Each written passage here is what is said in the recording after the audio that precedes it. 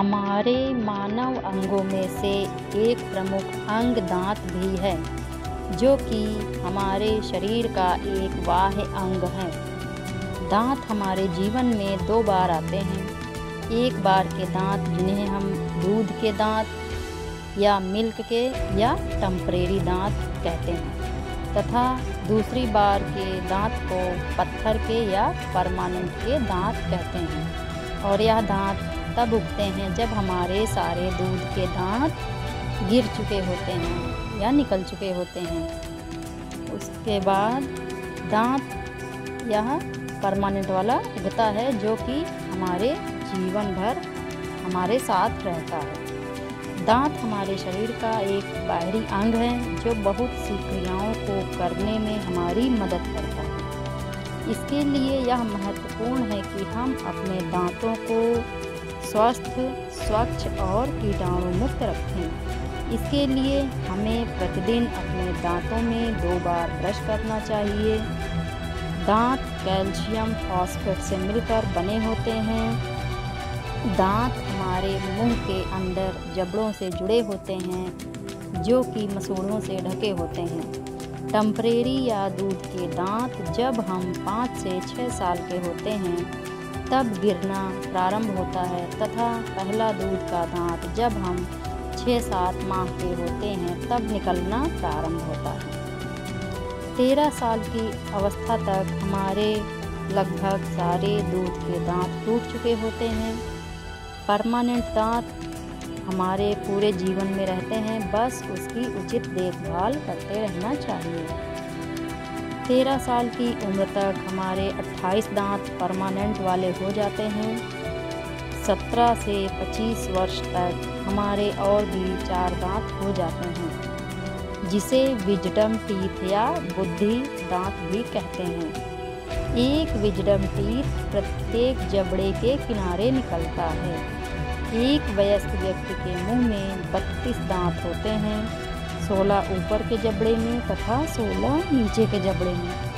आइए हम लोग दांतों की बनावट एवं विभिन्न भागों पर एक दृष्टि डालते हैं। दांत का बाहरी भाग जो हमें दिखाई देता है उसे क्राउन कहते हैं। दांत का जो भाग सबसे नीचे होता है उसे हम रूट अथवा जड़ कहते हैं, और वह मसूड़ों से जुड़ा होता है। क्राउन इनेमल की वजह से सफ़ेद और चमकदार दांत दिखता है। यह दांत के सबसे ऊपर की परत होती है, जो पूरे दांत की रक्षा करती है। इनेमल हमारे शरीर का सबसे कठोर पदार्थ होता है।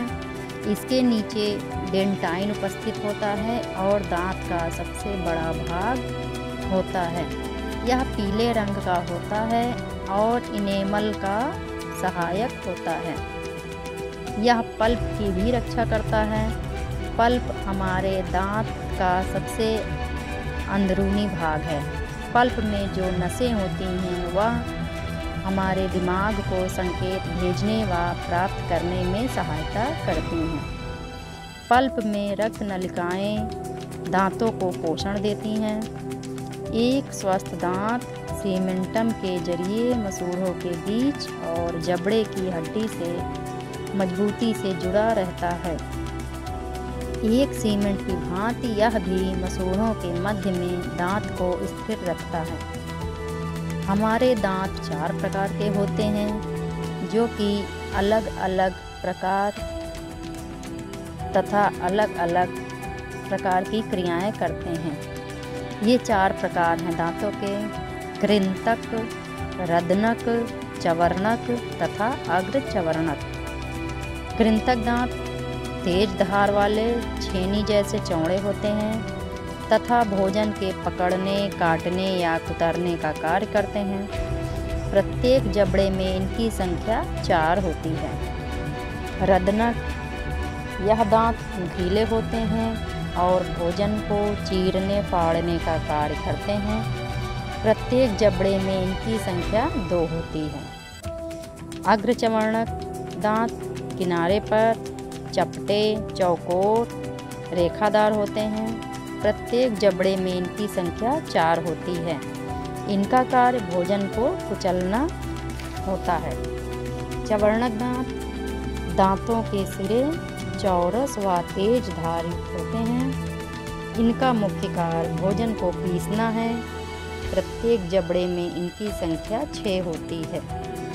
इस तरह से कुल मिलाकर हमारे मुंह में 32 दांत होते हैं।